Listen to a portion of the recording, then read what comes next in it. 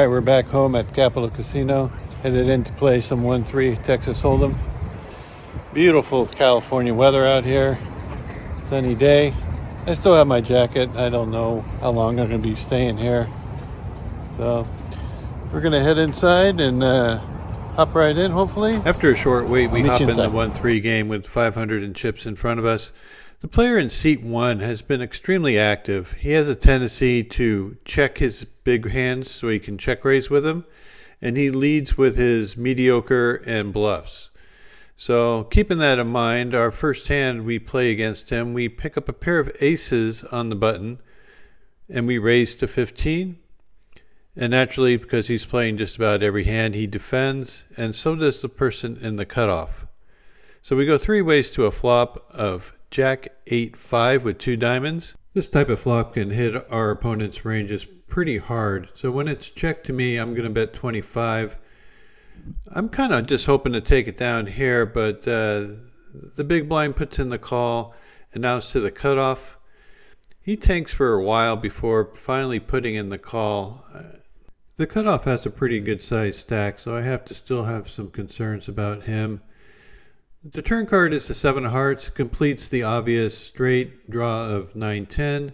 It also hits their calling ranges quite hard. The big blind fires out for 107. He has $1 left behind, so he's not quite all in. But I really feel that if he had a strong hand, he would have gone for the check raise, and therefore I'm limiting him to a 1-pair type of hand. So I put in the 107. And thinking I'm still ahead.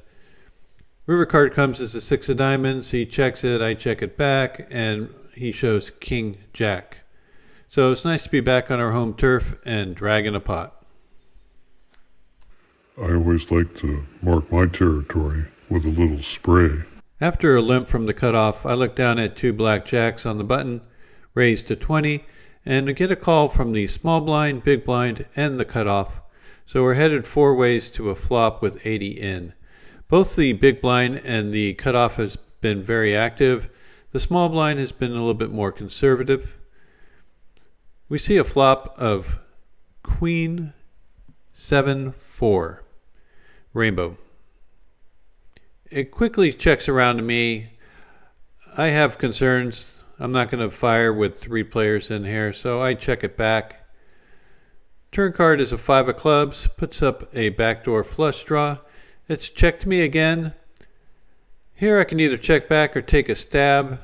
I decided to go for a stab, trying to deny equity from anyone with a flush draw or possibly a straight draw. My jacks might be good in this spot. Quickly I find out that the chances of my jacks being good are very small.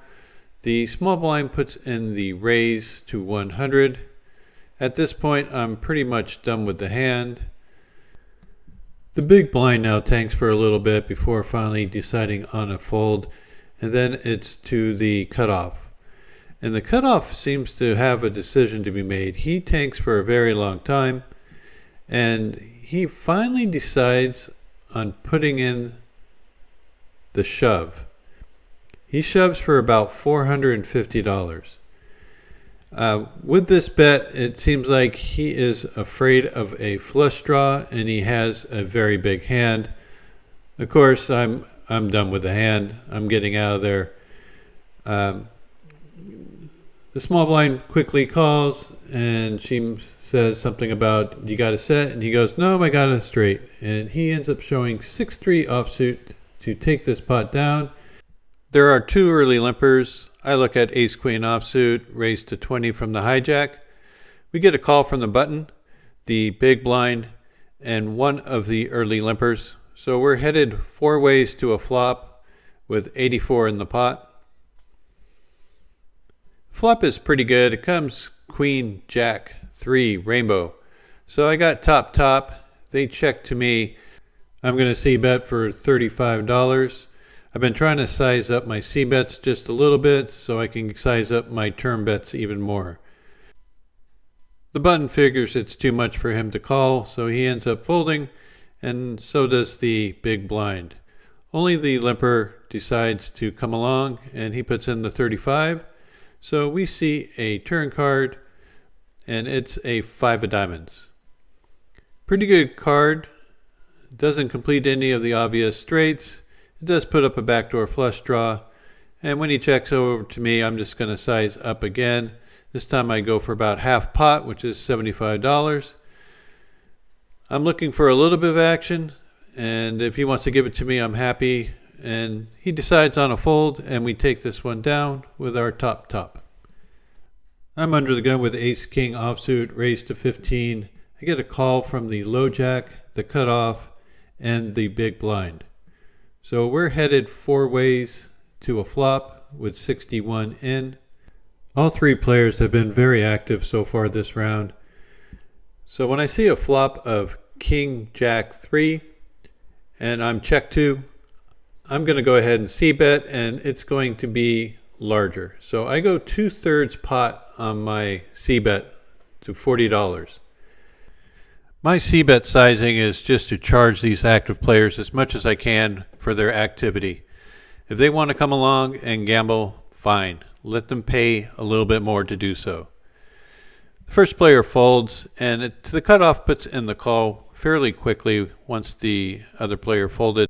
Most of his range is going to be consisting of a king, possibly king queen, king 10, maybe even king jack.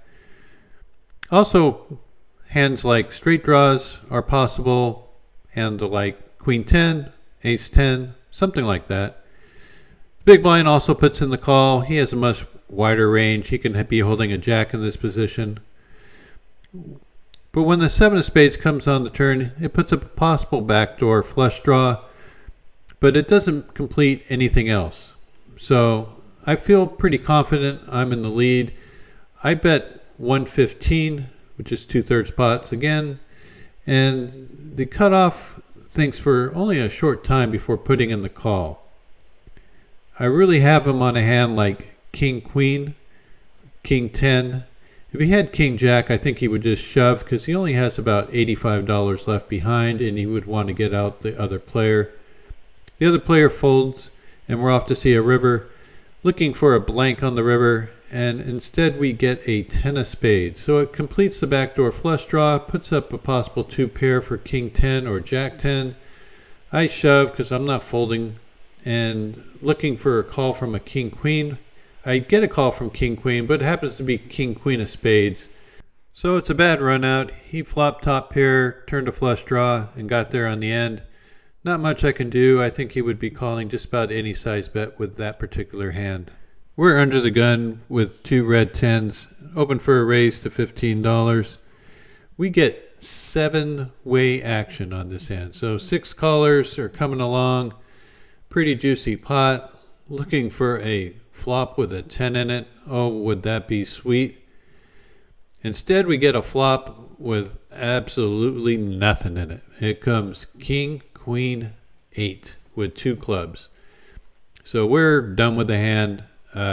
It gets checked to me. We check it, of course, and it was checked around. So we get to see a free card.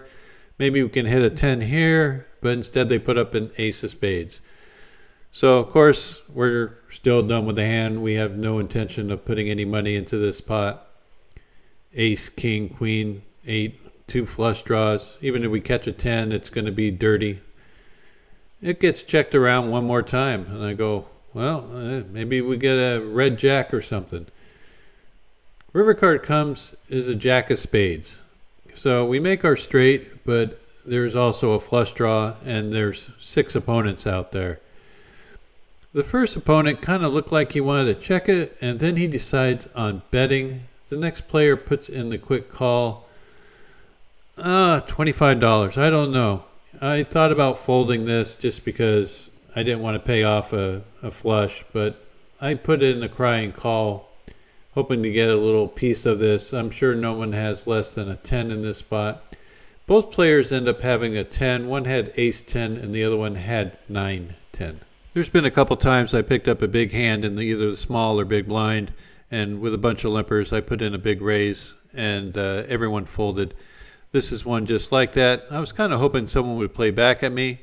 I'm thinking that someone will eventually will, and this comes into effect on this particular hand where I put a $6 straddle on, and we get 4 callers. And when it comes to me, I raise to 30.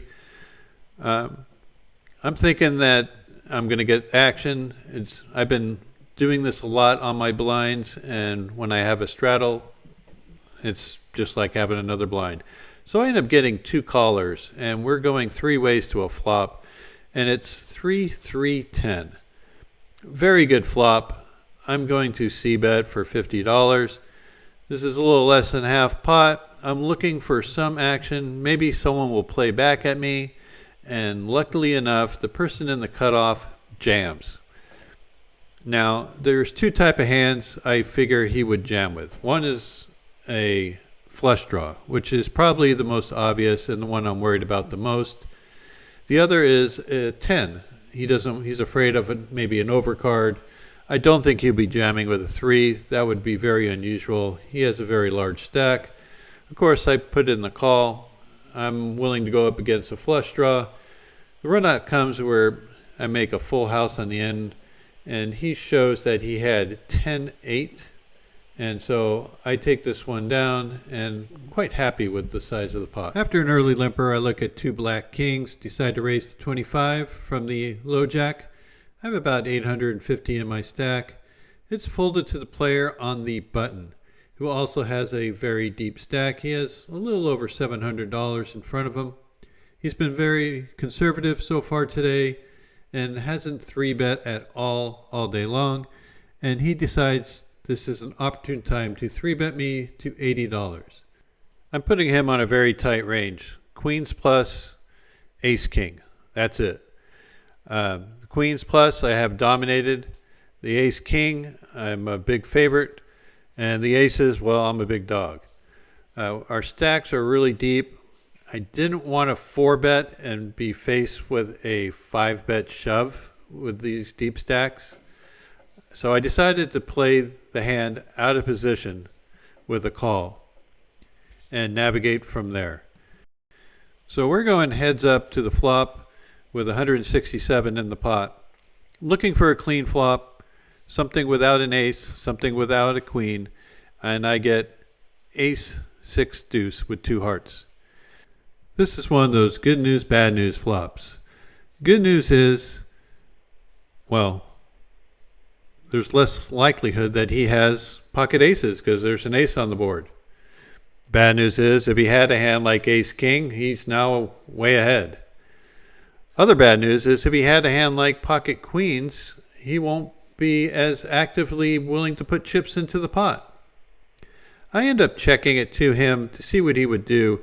He compiles a bet for $55, which is a small c-bet, but, you know, that can be either a big hand like aces or ace king, or it could be a feeler like with pocket queens.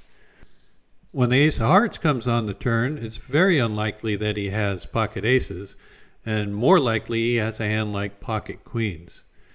I do not have a heart in my hand, and if he has pocket queens with a queen of hearts, it's a pretty close one. I check it over to him, and he checks it back fairly quickly, so I'm confident in my hand that I'm currently the best. River card comes as 8 of spades, basically a blank card, and now I have to try to get some value out of pocket queens. This is a very scary looking board. I bet 75. I'm thinking that he has to put me on a hand like a flush or an ace. I mean, I called his 3-bet before the flop. A lot of people would call the hand like ace king, ace queen, maybe some sort of suited hand like king queen of hearts or something like that. So he goes into the tank. I'm sure he doesn't want to have to pay me off, but it's hard to get away from queens. I turn over my kings, ask him if he has the other kings, and he says, no, I had queens, and we win this pot. We stuck around for another half hour or so, didn't pick up any real hands. So we ended up cashing out for $975. We were in for $500, out for $975. That's a nice little profit of $475, and I'll take that. Anyway, I appreciate your support, and thanks for watching, and until next time, good luck at the tables.